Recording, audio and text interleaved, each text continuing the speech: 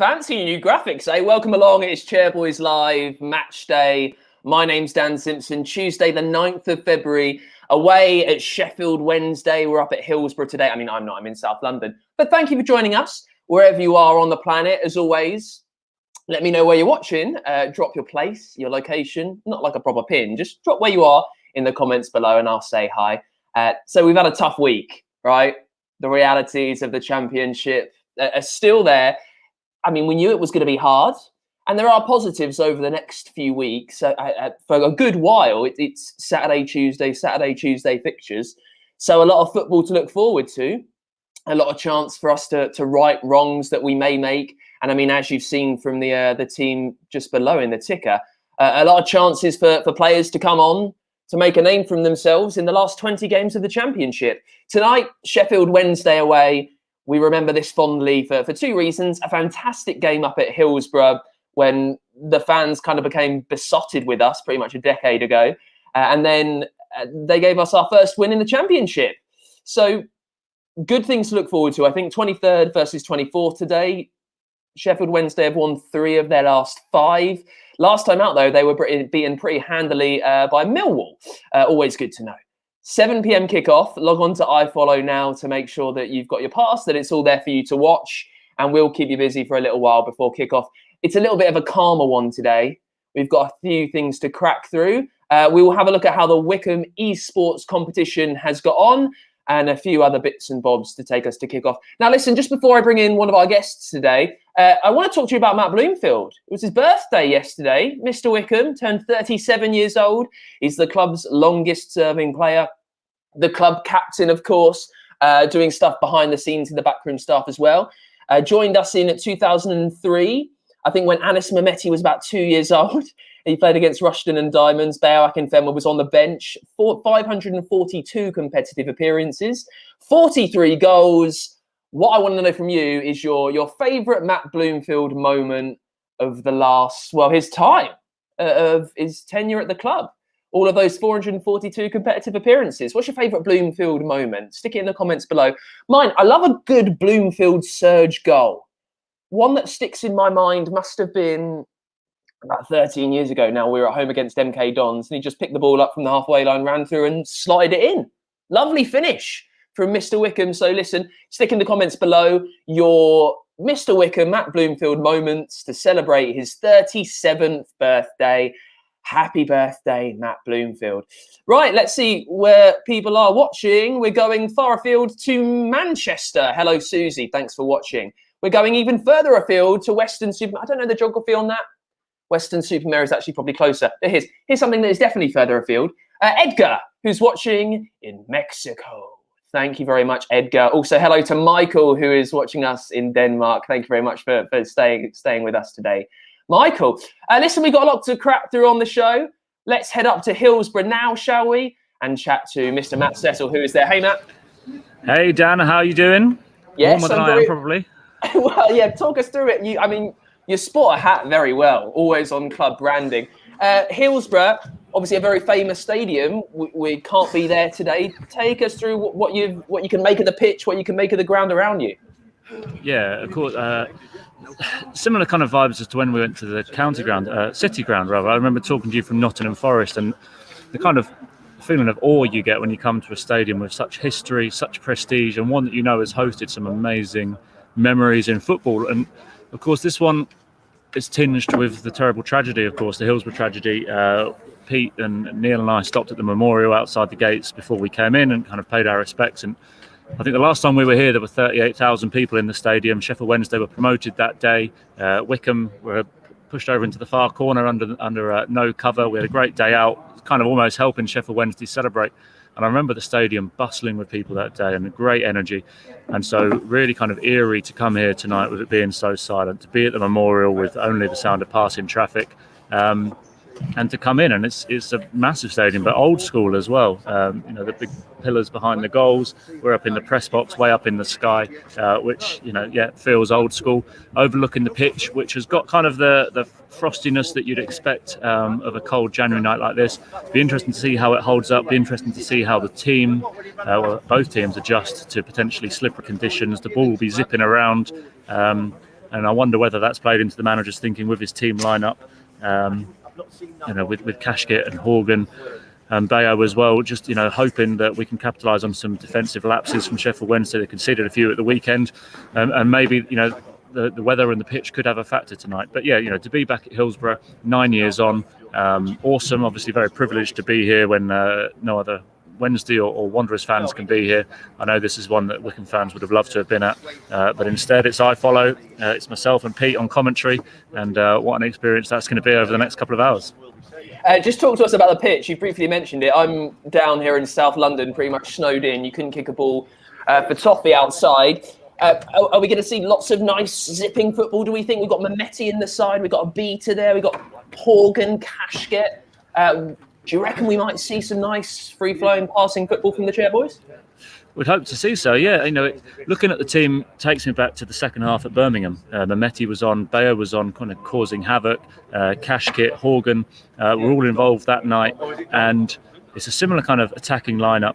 And that night, I feel like the team hit the perfect balance of using that direct ball to Bayo and really upsetting the defence, but at the same time picking the little pockets of spaces, pulling Birmingham apart. And you feel like the starting lineup tonight could do similar to Sheffield Wednesday. And this is the side one place above us in the table. They lost 4-1 at the weekend. They've won their last 4 here, I believe. So they've definitely picked up since the kind of era of Tony Pulis' short reign here. But can we capitalise on the dent of confidence that they will have certainly had at the weekend? And yeah, you'd like to think people like Anis Mehmeti, when he gets the ball, from up here it looks a big pitch. I'm not sure of the exact dimensions. Wycombe team are just coming out to warm up over on the far side. The pitches always look big when you're up in the Godge like we are. But you can just imagine Kashkit, Mehmeti dropping off, Horgan as well, trying to pick those little pockets of space.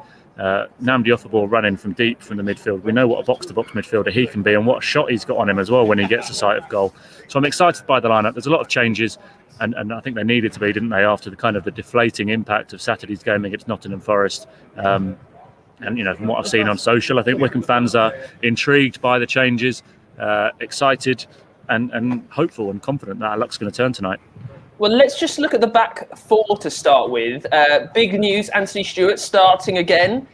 How we have missed him recently. Now, Josh Knight obviously started the season fantastically for us. I felt he kind of dropped a little bit. It was obviously, you could argue he was at fault during the Forest game at the weekend. But that looks like a back 4 that could see us through a long spell, whatever division, whatever league we are in, Matt. It'll be interesting to see Taff and Stewart at the back together. Yeah, let's not forget, Obita was playing championship football for Reading last season. Tafazoli was playing championship football for Hull last season. And Jason McCarthy has spent a few spells in the second tier with Millwall and Barnsley. So absolutely no qualms about those 3, or Anthony Stewart, who of course was... he won the Players Player or the Sports Player, I think Players Player of the Year last season. That respect off his teammates. And I think we've missed him from that injury he got at Preston early in December. I think that cost us the game, because I think we would have seen it out had he stayed on the pitch, but he got that injury, and then we kind of hit that rough patch. We had to have, I think, Jack Grimmer or Jason were playing centre half in a couple of games, which they'd admit wouldn't have been their strongest positions. So yeah, Josh Knight, I don't think he'd missed a minute, has he, before tonight? I think since joining, he's been outstanding for us. Glenn Murray taught us a thing or two at the weekend, I think, about the quality of strikers at this level, and it just so happened that his 2 major impacts were in that gap between Josh Knight and Jack Grimmer. Jack's absence tonight, I don't think it's anything to do with injury or illness. It's just Jack's unavailable tonight, so I don't think it's a long absence for him, and certainly not tactical or being dropped for anything like that. So yeah, Jason, a big chance for him to come in. His last game, I think he did play against Tottenham, but the game before that against Preston was outstanding, bombing forward from right back in that cup game, creating chance after chance. I think he set up Josh Knight's goal in that game. So yeah, no reason to feel that this shuffle at the back, having conceded 3 at the weekend, may have come at a good time for us. And I know Anthony Stewart would have been chomping at the bit to get back in the starting lineup, and tonight's his chance to make that place his own now for the rest of the season. Yeah, I mean, you don't want to get any violins out, do you? But we've come into an incredibly strong league here, and we've not had our best defender, our best centre-back anyway, with us for a good while, and having to chop and change, it can't be easy, especially as Taff only just joined us in the summer. Moving through the 11, great to see Mehmeti get a start, picking out positives from the last few weeks. the last season, really. Mehmeti's coming on leaps and bounds from nowhere. It's got to be up there. Yeah, he was a player. Do you remember I was derided for hailing the arrival of these B team signings back in the start of October, I think, and getting people's hopes up that we might have signed some good players, heaven forbid. And I think probably 2 weeks later, Anis Mehmeti was being tipped to play in the Premier League, and he was one of those B team signings that we'd made at the time. A real spark, and somebody that as soon as he got into the squad, training in October, the boys said, you know what, this is a special talent. And there's not been many players I've heard talked about in the same vein. Eberechi Eze was one. Going way back, I remember Jordan Ide being kind of hailed as a really young talent in the training ground. And all the vibe I was getting from the boys was, look, this Anis lad is one to watch. Now, I think, if we were in League Two at the moment, he'd have had a lot more minutes. He'd have probably scored more goals, created more goals. His role in the team has probably been limited because we've really got to put in a shift, at both ends of the pitch, and tracking your man for the full 90 minutes and switching off once will cost you a goal at this level. And maybe that's, something that Anis has had to endure, and that's why he's had to understand that he's been on the bench in certain games because we've needed the more experienced, the more conservative players just to try and keep things steady, to keep us in games. Tonight, you feel like the shackles are starting to come off Wycombe. They need to, because we need wins. And coming here to try and park the bus of a more defensive lineup against the side that's 23rd would probably feel a little bit counterproductive. So there's an element of looking at the lineup and thinking, we're going for it tonight. Let's let Anis and Scotty Cash get. Scotty obviously was left out of the squad on Saturday. No fallout, as was suggested, no injury. Just, look, we've got more than 20 players capable of filling the squad. We had enough attacking players on the bench. Scotty hasn't scored, I don't think, since Preston a couple of months ago. So it was just his time to rotate out, spend a game from the stands watching the game, get the bit between his teeth and come back in. And if he scores tonight, that's wonderful man of management from Gareth to kind of see that, take a player out the firing line, wind him up a little bit maybe, and then get him going again. So yeah, I think Anis will be excited playing alongside Scotty and Daryl, and knowing that if he gets close enough to Bayo for those flick downs, he can be on the end of them. He's got his one goal against QPR. He looks that player that can just find a little bit of space and get a shot away. And I wouldn't bet against him scoring tonight either. So to my reckoning, that's Kashkit's going to score, Mehmeti's going to score. There's a couple. We're halfway to a victory, aren't we? Vindication there for cheap signings if Kashkit and Mehmeti get on the score sheet. It's also, talking about cheap signings, lovely to see Curtis Thompson back in the side. I feel he's been one of our best players this season. Our midfield do tend to miss him when he's not there. He's all over the place. He can pick a pass when he fancies it as well. We are looking for positives. I mean, Curtis Thompson taking like a duck to water in the Championship when he was let go from a League Two side. I mean, he's a good story as well, Matt. Yeah, another one who has proven people wrong. And do you know what? Notts County fans, when we signed him, were gutted to lose him because he's one of their own. He's a Nottingham boy. He'd come up through the ranks there. I remember, and funnily enough, I had the same memory that Gareth does about Curtis in a game in the 15-16 season. Really forgettable 0-0 draw at Meadow Lane. But I was there and I remember thinking, this lad, he had dreadlocks at the time, or braided hair, I think it was. He's absolutely running the show for Notts County. What a player he looks. So when he was available a couple of seasons later, Notts County had binned him off basically, and Kevin Nolan wasn't having him. And we took him on loan. He did all right. I think he played 7 games in that promotion-winning season, but he was never going to dislodge Gape, 09, Bloomfield and Saunders, who I think were the regular midfield. But the following season, Curtis walked away with the Players' Player of the Year award, I think, our first year in League One. Proper combative player. Doesn't score many. I think he's still only got the one Wycombe goal, isn't he? A great one against Doncaster. Yeah, the equaliser, I think. The boys call him either the pit bull or the bulldog, I forget. It's one of the two, because he nips at their ankles, he gets the ball back, gets us going. You kind of feel that resilience with him in the side, that we're not just going to let teams boss us, because Curtis Thompson will lead from the front in standing up to them. So, again, he was just rotated out of the side on Saturday just to try something different. He came off the bench. I think the game had probably gone by then anyway, or he came off. I think he came on just before the third goal and didn't have a chance to influence the game. But he's somebody that hopefully benefited from not playing the full 90 the other day. He's a little bit fresher. Obviously, the boys had a long journey up yesterday, so the recovery time and the training time hasn't been big since the weekend. But he's another one that, him and Namdi in the midfield, what a presence they will have. And hopefully that's enough of a solid base of the back four that we talked about, those two in front, to let those front four push on and cause havoc against Sheffield Wednesday. I know you've got your club hat on literally today. It's been interesting to see Horgan this season, because obviously started going great guns in the League Cup game over in Brentford. Scored our first goal at this level for the season, but he's not quite kicked on as much as we really wanted. He set up some nice goals through the thing, but I think some Chairboys fans are looking for a real end product from Daryl at some point today. What have you made of his season? Yeah, I think you're right. When he scored that goal, a day or two after he signed, wasn't it, at Brentford, we thought, look, here's a player who we'd seen play against us for Preston in a couple of years ago and absolutely dominated us, albeit up against Marcus Bean at right back. Let's always caveat that. Beanie didn't have his greatest afternoon. It surprised me to see Daryl, hasn't scored since then. I think there's only got one assist to his name because he feels like a player who does put chances on a plate. And I think there was one against Preston in the cup where he put it through for Alex Samuel, and then the shot is saved. And you think, well, actually, there's nothing wrong with the pass. It's the finish, and if the goal goes in, it's an assist. And that's where it's a bit unlucky for players with assists, that you can just hunt the ball long and get lucky because someone tucks it away, or you can create a beautiful through ball and it's not finished and you don't get the assist. I think I was watching the highlights back of the win against Sheffield Wednesday in the reverse fixture. Daryl was a really thorn in the side, nearly scored, and I think it was from that corner that we scored the goal. And so again, he doesn't get the assist for it, but he had the shot which led to the corner and nearly went in.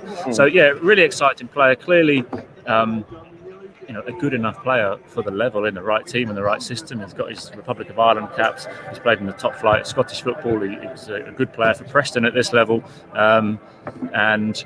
I think he's going to grow in the Wycombe shirt. Once we figure out the best position, the best way of playing him, and once he figures out exactly what the Wycombe way is and how to make the best of it, he's going to be a really exciting player for Wycombe this season, next season, whichever division it may be, because he's a real gem. He loves being here. The boys love having him around. Any minute it could click for him and he could really go on a bit of a spree, whether that's scoring goals or setting them up. I think you've hit the nail on the head there. Things don't have to happen. We expect them to, but things don't have to happen overnight. It's obviously the importance of players to settle in the quarters has been elevated this season because, we're in the Championship, so we kind of want to do all we can to stay there. But wherever we are, you think the next season, Horgan will really click into pace for us. So yesterday, Matt Bloomfield's birthday, 37 years old. Would you believe it? I know that you're close to him, so just a few words about everything that he's done over the last, 17 years, however long he's been at the club. Yeah, you could fill a show talking about Matt Bloomfield, couldn't you? I think we did. He's been here for pretty much almost half his life. My first memory of Matt Bloomfield really, on a personal level, was an away game at Chester, and it was after his 150th appearance for the club, I think. And I'd written something for the website about him, just sort of paying tribute to his longevity at the club after 4 or 5 years and the hard work. And he came up to me after the game and he said, "Oh, you're Matt, aren't you? Did you write the piece on the website?" And I was kind of like this, 19, 20-year-old wannabe journalist, and I'm quaking in my boots because the football players approached me, and he said, "You made my mum cry." I was really touched by the piece. Thank you.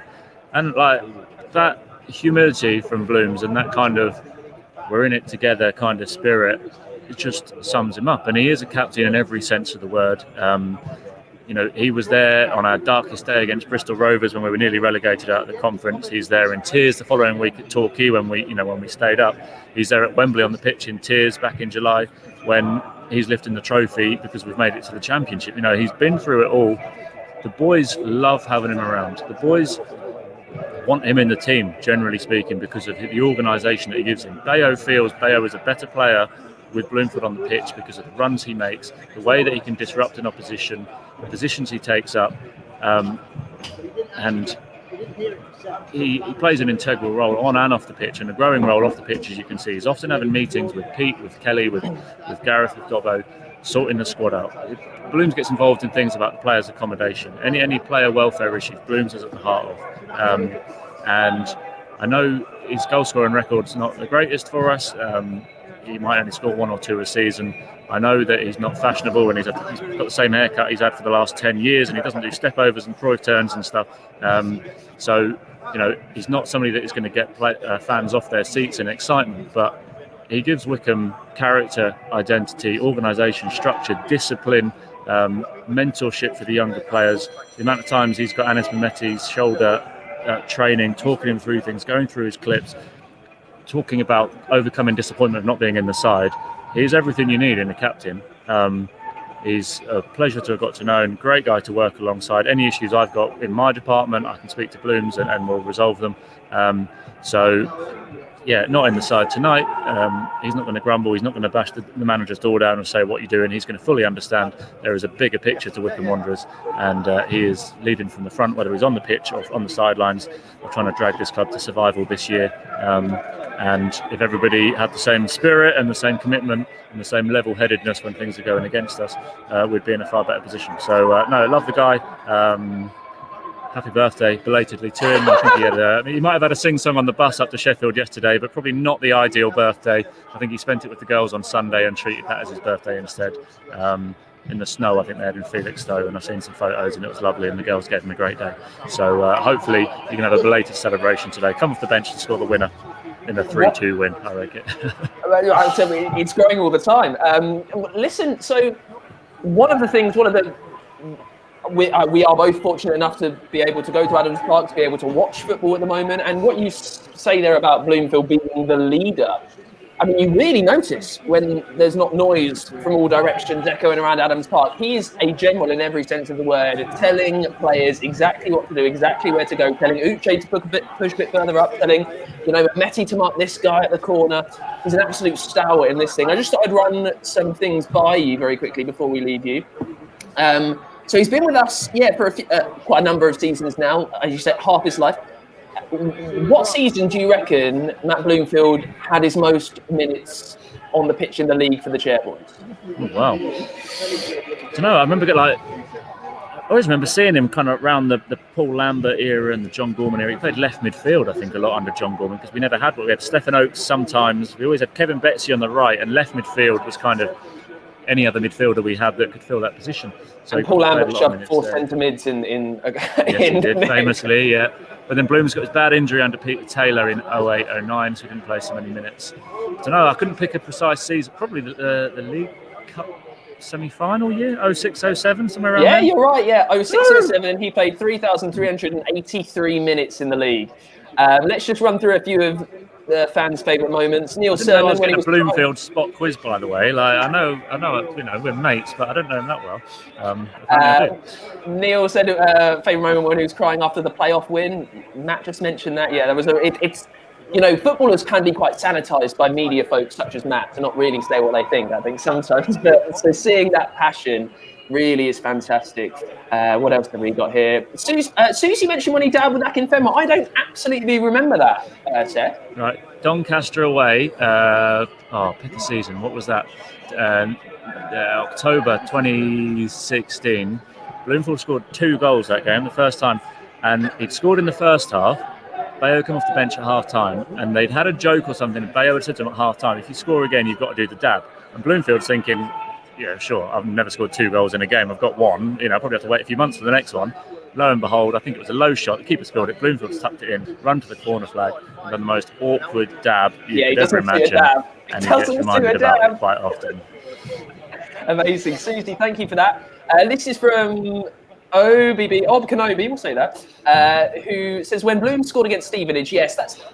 Bloom's, football makes its own storyline sometimes. I find that football feels the need to adhere to some universal story that's been made up. Like, for instance, Dom Gabe scoring the winner. He's never scored for the Chairboys.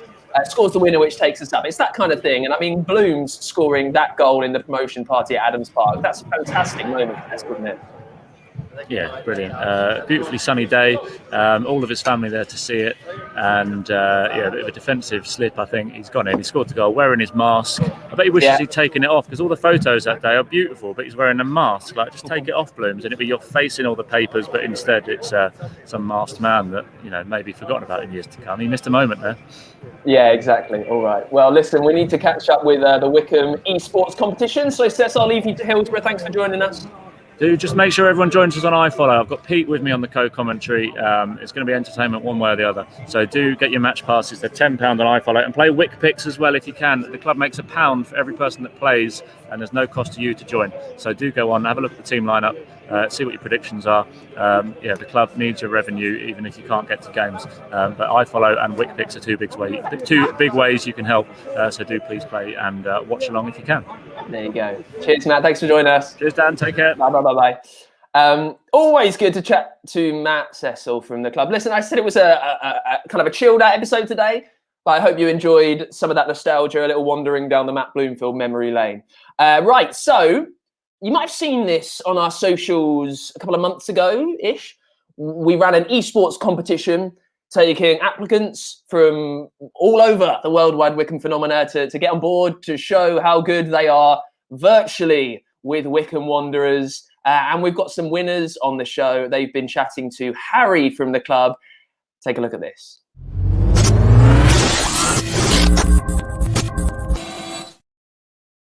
So here today with Craig and Matt, the winners of our latest FIFA tournament on the new esports platform. So talk us through your win. You had quite an exciting game, right? I think, having a look at the score. I did. It was pretty eventful. It actually finished 4-4 after full time. So there was a bit of a, what do we do now, really? Because, but they went into it. They decided to go to golden goal, and after 20 odd minutes, I think I scored the winning goal, which, but yeah, 5-4. It was, I was winning, I was losing. Every eventuality you could think of, it was happening to me at that point. So it's, and there's a different element when you're streaming the game as well, which obviously on Rival, they encourage you to do through Twitch. There's, when you're just playing at home on Div Rivals or Foot Champs, I'm sure Matt will agree, it's what it is, when you know that there's maybe even 2 or 3 people watching, like, it's like, okay, like, it's a little bit, it's kind of changed now. It's not just the sort of so-called normal game of FIFA. So, it was cool to kind of like go over the line with that. So it was good. It was a good match. So basically, I played in the semi-final. I think it was 1-1 at half time. I was like, oh my, I could not defend at all. Like, I don't know whether it's just like the pressure or something, but I thought it was quite good. And then the second half, I came out and I just scored 4, I think, 1-5-1. And then went into the second game and got like a 3-0 rage quit in like 10 minutes.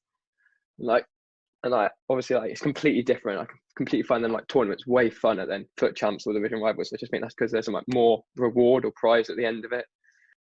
Nice. And you said to me, like, you're actually quite interested in esports in general, like not just sort of as a kind of hobby. You're looking at more sort of professional as well. Yeah, I'm trying to. I'm played in E-Premier League, got 7th for Southampton, so I'm club playoffs for that. So I'm through to the next stage in that. But I played in a few more tournaments, but nothing. I want to try and, well, I'm nearly 16, so when I get that, I can play. I'll try and qualify for major events. And Craig, I'm noticing your FIFA card behind you. Is FIFA quite a big passion of yours? Yeah, I mean, I love it. It's that was a surprise present from the girlfriend for Christmas, which I wasn't expecting. So she did pretty well, actually. She gave me a 90 rated, so I'll take that. But yeah, I love it. I've actually just started streaming myself on Twitch as well. I think lockdown's kind of made everyone think, what can I do? I'm at home a lot more. What do I enjoy? What is a passion of mine? And absolutely, I think I'm not as I don't think I'll be playing for any esports teams like Matt maybe, but and good luck to you, dude. But I love streaming, pack openings, doing different challenges, things like that. I think that's Road to Glories, things like that on Ultimate Team. That's something that I really enjoy, and it's early stages, but I've really enjoyed streaming, and I think it's something I can maybe do hopefully long term. Yeah, I got a Twitch channel, but I don't stream that much. I want to try and get into it, but I just think like getting started where it's a bit tough, and like doing like Foot Champ stuff is good, but I'll probably will carry on a few rival games tournaments. Hopefully there's a few more coming up in the later weeks or so. Yeah, good stuff. All right, thanks so much for your time, guys. Cheers, all the best. Cheers. And hopefully see you more on the rival platform soon.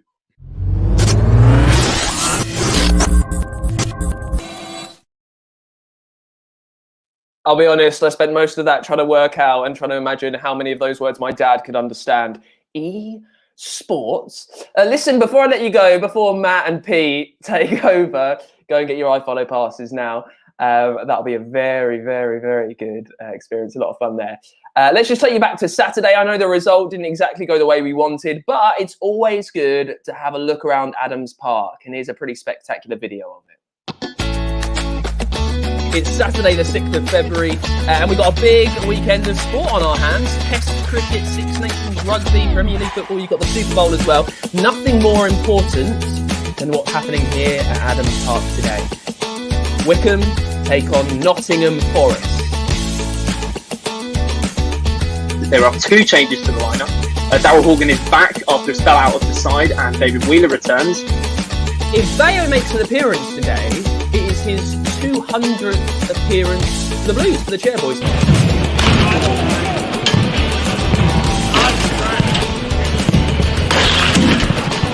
Keep all your fingers and toes crossed for 3 big points today at Adams Park. Go on, the Chairboys!